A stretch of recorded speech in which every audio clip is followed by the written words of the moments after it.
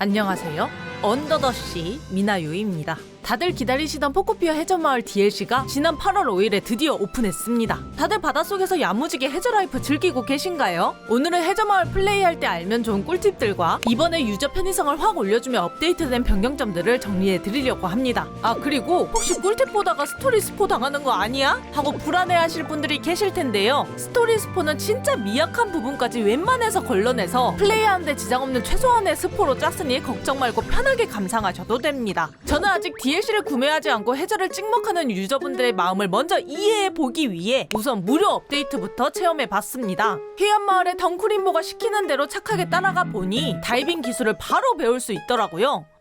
그동안 깊은 물에 들어갈 때마다 숨이 막혀 강제 연행됐던 메타몽만 보다가 직접 잠수까지 하는 메타몽의 세상을 보니 확실히 새롭긴 했습니다. 처음에 바닥속 조작이 익숙치 않아서 살짝 헤맸는데요. 빠르게 갈 수 있는 B 버튼을 누른 상태에서 LR키로 위아래 조절이 가능하고 가만히 있어도 수심 아래로 서서히 내려가는데 이때 ZL을 누르고 있으며 수중 정지가 가능합니다. 여기에 L스틱을 빠르게 돌리면 한 번에 밑으로 쑥 내려갈 수도 있더라고요. 그렇게 조작법을 익히면 바닷속을 신나게 누빈 지 딱 5분쯤 지났을까? 솔직히 무료 해저는 5분 만에 즐길 거 다 즐긴 기분이었습니다. 5분 만에 새로운 도파민을 갈구하는 저의 자극적인 뇌가 견디지 못하고 결국 DLC를 안 산 상태로 냅다 해저마을 입구처럼 보이는 곳으로 갔습니다. 네, 자본주의의 벽에 막혔습니다. 더 재밌는 걸 보고 싶다면 지갑을 열어라 하는 환영 인사에 바로 DLC를 결제했습니다. 역시 인생도 게임도 현질이 들어가야 새로운 파트가 시작되는 법입니다. DLC 결제를 마치셨다면 먼저 돈값에 포함되는 특전부터 야무지게 챙겨주셔야 합니다. 메타몽 투성이 무늬 레시피들도 찰지게 받아주시고요. 그리고 27년 9월 30일까지 구매 시 메일로 날라오는 시리얼 코드가 있는데 이상한 소포로 들어가면 주는 레어 포켓메타를 30개나 주니까 이건 꼭 입력해서 챙기시길 바랍니다. 그렇게 만반의 준비를 마치고 마침내 입성한 해저마을은 그야말로 환상 그 자체였습니다. 진짜 예쁘더라고요. 이 뒤에 펼쳐지는 스토리나 재밌는 퀘스트는 여러분이 직접 감상하시라고 깔끔하게 넘어가고요. 저는 여러분들의 쾌적한 해저라이프를 위한 꿀팁만 말씀드리겠습니다. 해저마을을 진행하다 보면 커다란 수박이 나오고 이걸 잘라달라는 퀘스트를 받게 되는데요. 이 수박은 제 능력 풀배기로도 충분히 자를 수 있을 것 같지만 안 되고요. 절삭 능력을 가진 포켓몬으로만 잘라낼 수 있는 까다로운 수박입니다. 그리고 이렇게 자른 수박으로 스무디를 만들 수 있게 되는데요. 이 스무디가 미친 성능을 자랑합니다. 원래 라프라스한테 얻은 파도타기는 물속에서는 발동이 안 되거든요. 근데 이 스무디를 마시는 순간 파도타기 스킬이 강화되면서 물속에서도 라프라스 형태로 빠르게 헤엄칠 수 있게 됩니다.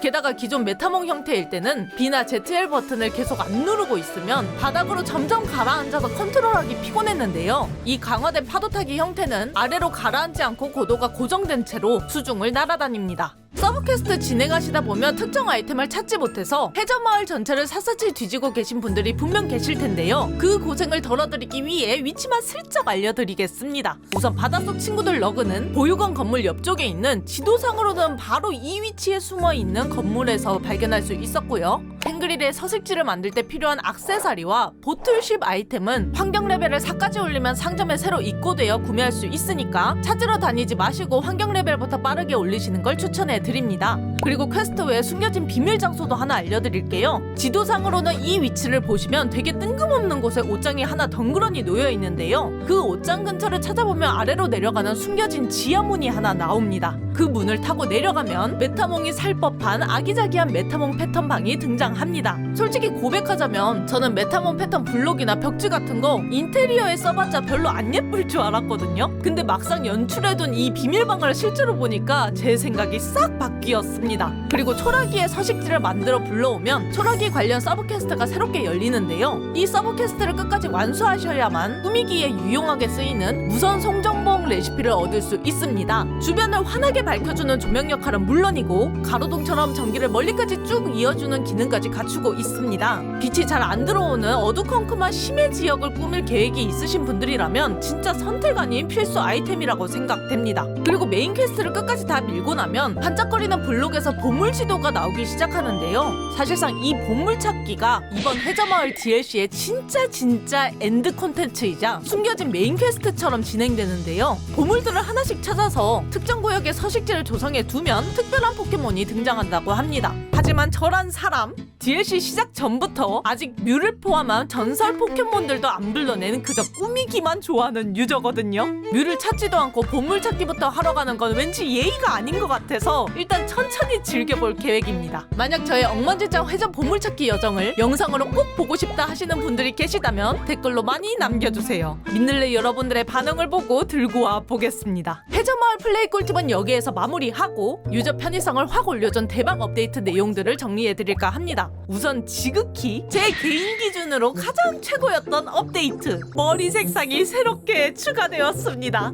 아니 저 그동안 진짜 주황색 같지도 않은 애매한 색깔 때문에 속으로 수만 번 고민하고 있었거든요. 그런데 드디어 진짜 예쁜 주황색이 추가됐습니다. 에이 겨우 머리색 추가된 게 뭐가 좋아? 라고 생각하지 마세요. 제 아이덴티티를 지킬 수 있게 된 최고이자 위대한 업데이트입니다. 자, 이어서 꾸미기에 진심인 분들을 위한 편의성 업데이트 드립니다. 첫 번째로 드디어 휴지통을 사용할 수 있게 되었습니다. 솔직히 모동숲에서도 되던 휴지통 기능이 여기선 안 된다는 게 말이 안 됐었거든요. 그동안 쓰레기 버릴 데가 없어서 부유섬 하늘에 무단 투기하고 꿈섬에 쓱 버려두고 도망치던 암흑의 시절은 이제 안녕입니다. 우리도 드디어 문명 포켓몬답게 분리수거하는 삶을 살 수 있게 되었습니다. 두 번째는 공유장치의 등장입니다. 원래는 맵마다 창고가 따로 놀아서 물건 하나 가지러 가려면 맵 이동을 계속해야 하는 게 진짜 고문이었잖아요. 이제는 맵끼리 아이템이 싹 공유되는 창고 개념이라 꾸미기 할 때 무조건 만들어둬야 하는 필수 레시피입니다. 공유장치와 함께 금고도 새로 생겼는데요. 혹시 내 섬에 놀러와서 아이템 마음대로 만지고 가져가는 친구들 때문에 스트레스 받으셨나요? 금고에 비밀번호 딱 걸어두면 그 누구도 손댈 수 없게 보호할 수 있습니다. 물론 아싸인 저한테는 쓸 일이 아예 없는 제일 불필요한 가구이긴 합니다. 이 이외에도 구매해서 꾸미기에 알차게 활용할 수 있는 가구 레시피들이 많이 추가되었고요. 그리고 또 하나 제가 진짜 감격했던 업데이트가 있습니다. 실수로 일구기 스킬을 잘못 클릭해서 멀쩡한 땅을 밭으로 만들어버리신 적 다들 있으시죠? 이제는 풀이 자라나는 나뭇잎 스킬을 사용하면 밭을 다시 일반 땅으로 원상복구할 수 있습니다. 제가 진짜 플레이하면서 아 이거 왜 안 되냐, 이건 진짜 필수로 해줘야 한다 하고 100만 번 외쳤던 게 드디어 현실이 되었습니다. 그리고 파밍 편의성도 좋아졌는데요. 코일 상태에서 메타몽으로 되돌아갈 때마다 매번 확인 멘트창 떠서 스트레스 받으셨던 분들 계시죠? 이제 설정에서 그 확인 문구를 끌 수 있게 되어서 전자부유 상태에서 클릭 한 번으로 메타몽으로 즉시 복귀가 가능해졌습니다. 게다가 코일, 라프라스, 대구리 변신 상태에서도 Y키를 길게 누르면 드롭된 아이템들이 인벤토리로 싹 들어옵니다. 원래는 대구리로 바위 열심히 부수고 다시 메타몽으로 변신해서 일일이 주웠어야 했는데 그 번거로운 과정이 생략된 거죠.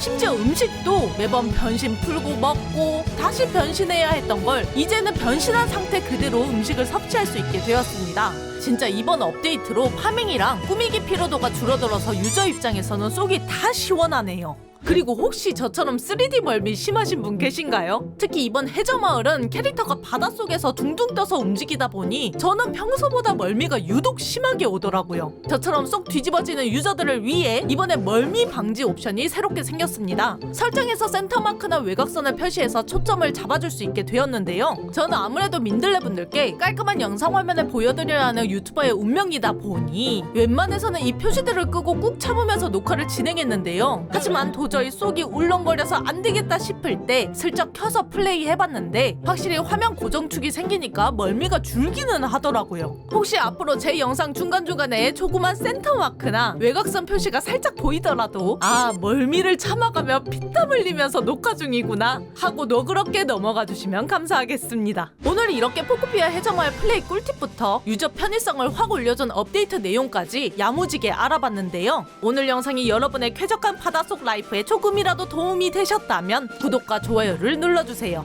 혹시 제가 다루지 않은 내용 중에 플레이 꿀팁이나 업데이트 변경점이 있다면 다른 민들레 분들도 보실 수 있게 댓글로도 공유해주세요. 그럼 다음 영상에서 봐요.